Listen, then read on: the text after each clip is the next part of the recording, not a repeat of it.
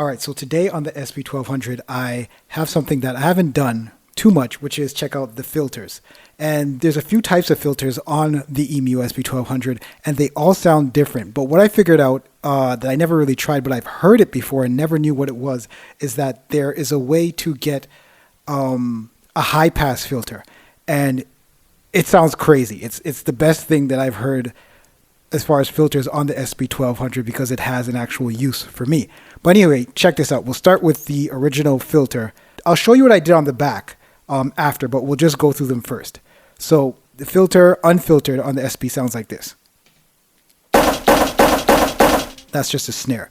So now I can route it to output filter number 1, which I'll do right now.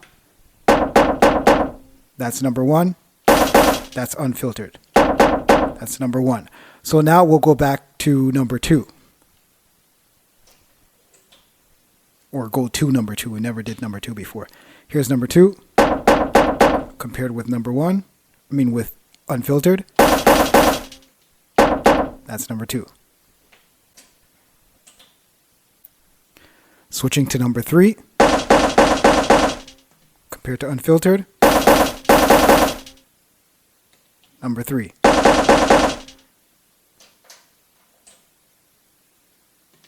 Number 4. Unfiltered. Number 4. And number 5. Unfiltered. Number 5 again. And finally number 6. Compared to unfiltered. Number 6 again. And number 7 and 8 are both unfiltered, so they both sound like that. All right, cool. That's all well and good, but check out what happens when you get this unfiltered thing, and I'll show you what I did to get it. All right, so here's what's going on. On the 8 outputs on the back, you can use, let's focus, a balanced cable. But when you plug the balance in, just one click in, you get the filtered sound.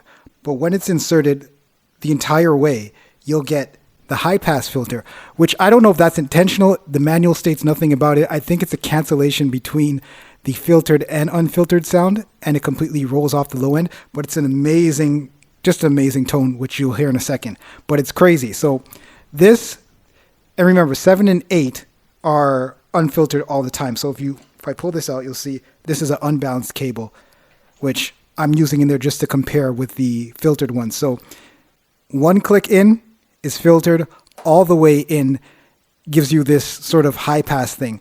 On 1 and 2, it really doesn't make a difference. I mean, it makes a difference, but it's not a high pass. It's kind of not too much of a difference between 1 and 2, but 3, 4, 5, and 6, you definitely get some sort of high pass goodness going on. All right, so starting with number 3, listen to what this sounds like. Right, complete high pass. Let's go to number 4. Even more.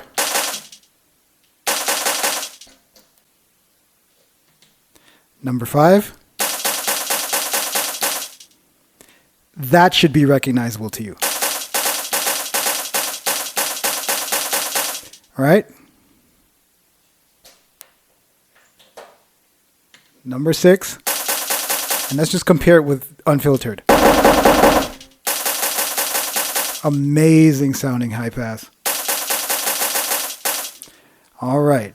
So that is completely reminiscent of a Pete Rock hi-hat, a Pete Rock snare. That sort of completely rolled off low end high pass filter is amazing. This on snares, on hi-hats, on anything, on vocals, on anything that you don't need low end on, man, that just sounds great. Amazing tool. So that just expands the usability of the SP and its tonal character like tenfold, because the high pass just turns a sample into something usable. Like a lot of times when you sample records, they're heavy. Like that snare is heavy. You roll it off. You can do so many things with that in a song, not to mention you get to layer it with stuff and it really won't take up that much space in a song, you know? It's just crazy. Anyhow, that's all I wanted to show you guys for today. I will catch you on the next one. In the meantime, do take care of yourself. Peace.